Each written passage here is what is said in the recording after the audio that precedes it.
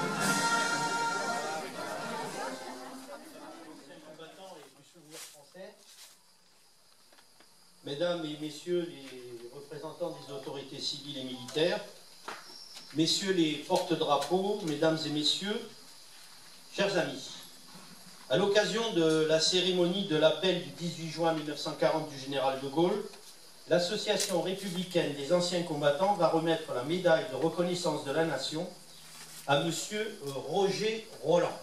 Je lui demande de s'approcher au milieu, là, entre les drapeaux. Monsieur Roger Roland, je vous en prie.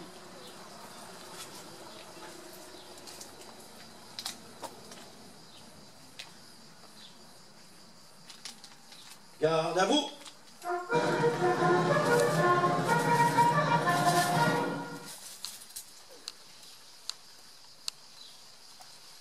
Ouvrez le banc.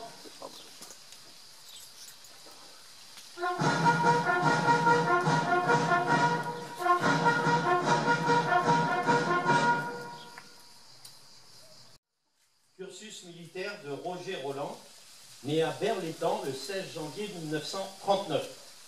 Appelé sous les drapeaux à la 210e compagnie armée de terre le 1er février 1959, de reconnaissance de la nation.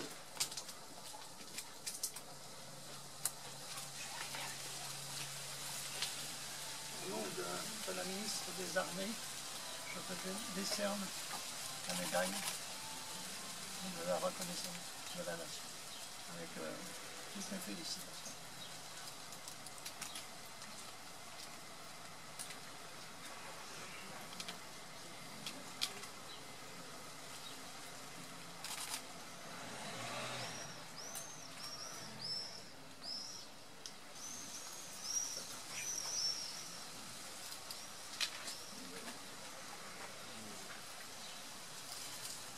Aussi, t'as mis un truc là, toi. C'était pour ton ami. Félicitations.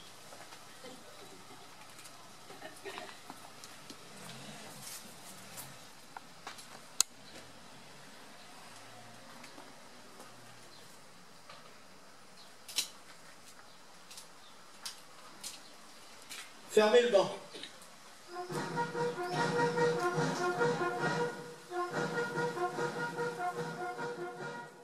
Avec son épouse Yvonne et quelques fidèles.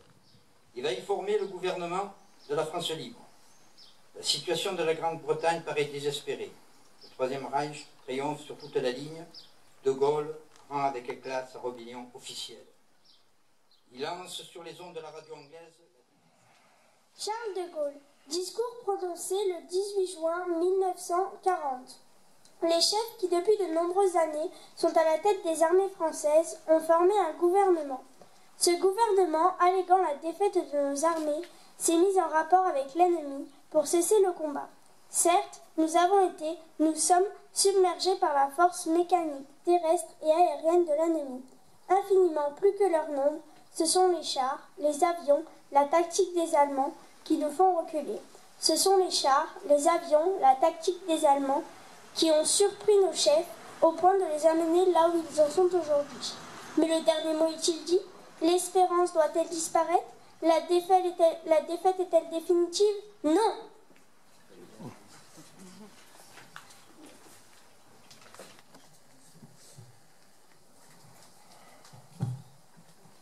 Croyez-moi, moi qui vous parle en connaissance de cause, il vous dit que rien n'est perdu pour la France.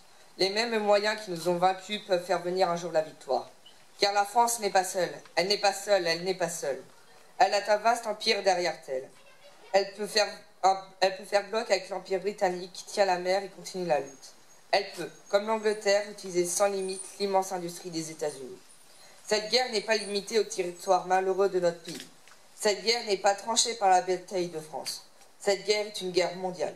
Toutes les fautes, tous les retards, toutes les souffrances n'empêchent pas qu'il y a, dans l'univers, tous les moyens nécessaires pour écraser un jour nos ennemis.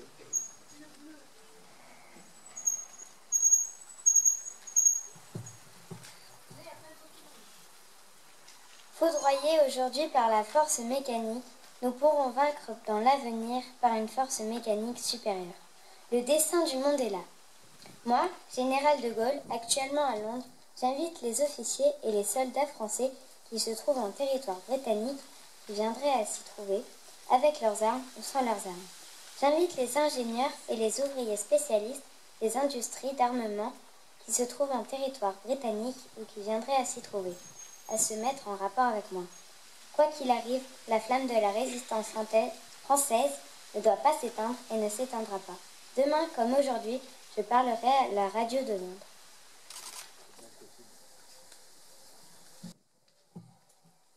Nous allons maintenant procéder au dépôt des différentes gerbes. Garde à vous.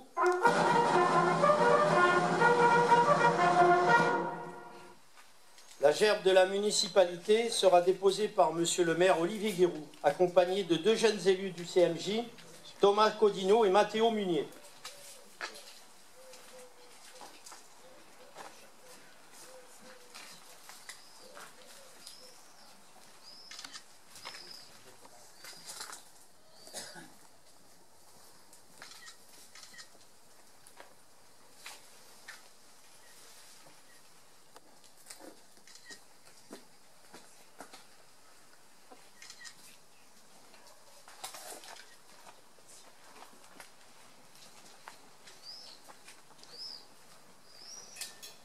La gerbe de l'association des anciens combattants et victimes de guerre sera, ainsi que celle de l'association républicaine des anciens combattants, sera déposée par ses présidents Georges Touvenel et Michel Jumel.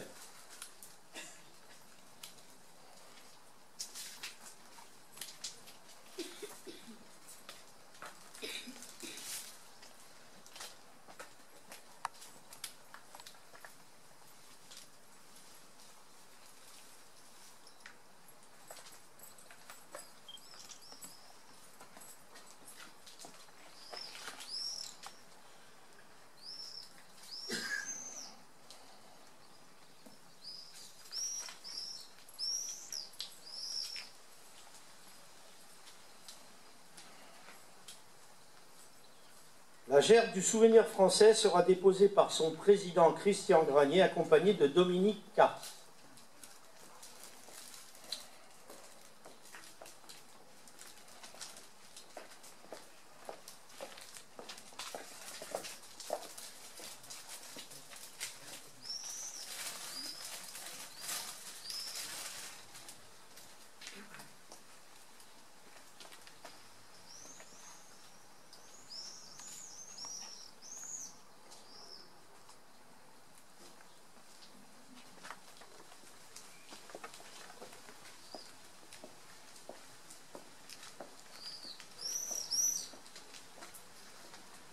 Aux morts.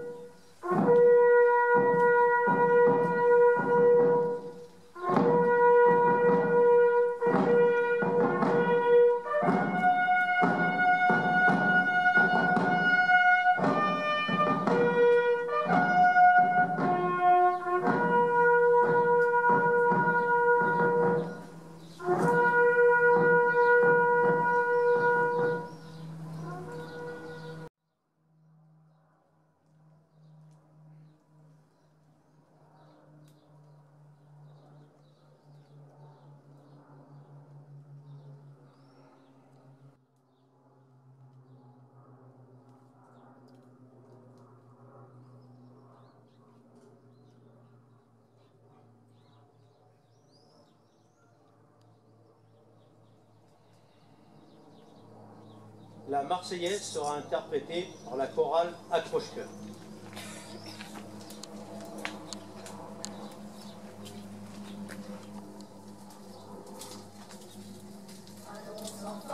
De la patrie, le jour de gloire est arrivé. Contre nous de la tyrannie, l'étendard sanglant élevé, l'étendard sanglant élevé. Entendez-vous dans nos campagnes mugir ces féroces soldats? Ils viennent jusque dans nos bras, égorger nos fils et nos compagnes. Aux armes, citoyens, formez vos bataillons. Marchons, marchons, qu'un sang impur abreuve nos sillons. Amour sacré de la patrie, conduit, soutient nos braves vengeurs. Liberté, liberté chérie, combat avec tes défenseurs, combat avec tes défenseurs. Sur nos drapeaux que la victoire accourt à tes mâles accents, que tes ennemis expirants voient ton triomphe et notre gloire. Aux armes, citoyens, formez vos bataillons. Marchons, marchons, qu'un sang impur abreuve nos sillons. Marchons, marchons, qu'un sang impur abreuve nos sillons. Repos. Nous allons maintenant procéder au salut au drapeau.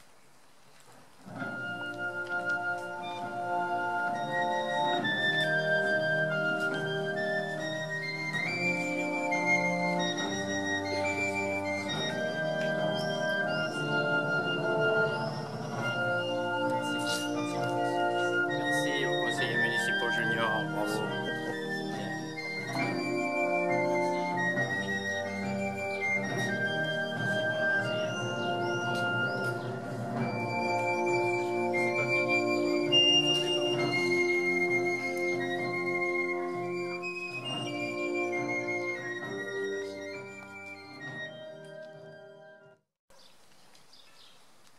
Repos. La cérémonie est terminée. Nous remercions pour leur présence Monsieur le maire Olivier Guiroux. Je remercie également l'Association des anciens combattants et victimes de guerre, l'Association républicaine des anciens combattants, le Souvenir français, les porte-drapeaux. Je remercie également les sapeurs-pompiers de la basse vallée de l'Arc, représentés par Marjorie aujourd'hui.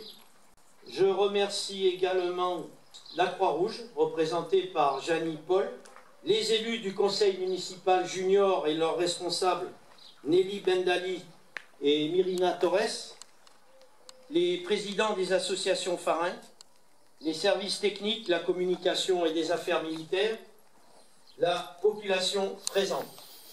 Nous tenons, avec Monsieur le maire, à des remerciements particuliers à la chorale Accroche-Cœur, dirigée aujourd'hui, je crois pour la dernière fois, par Karine Magnéto. Karine, merci beaucoup. Ainsi qu'à Monsieur Patrick Troisy et Henri Deluy pour avoir habillé les jeunes Loris Agnel en marin, Léa Cordier en infirmière, Baptiste Paul en écolier, Monsieur Romain Giacomini en défense passive de Bel Air Salon, Monsieur Maura Fabien en soldat anglais de Lançon de Provence, Monsieur Jean-Michel Nold, soldat français de Pertuis, et Monsieur Patrick Troisy, civil donc de Lançon de Provence. Décidément, on n'arrive pas à prendre. Ça y est.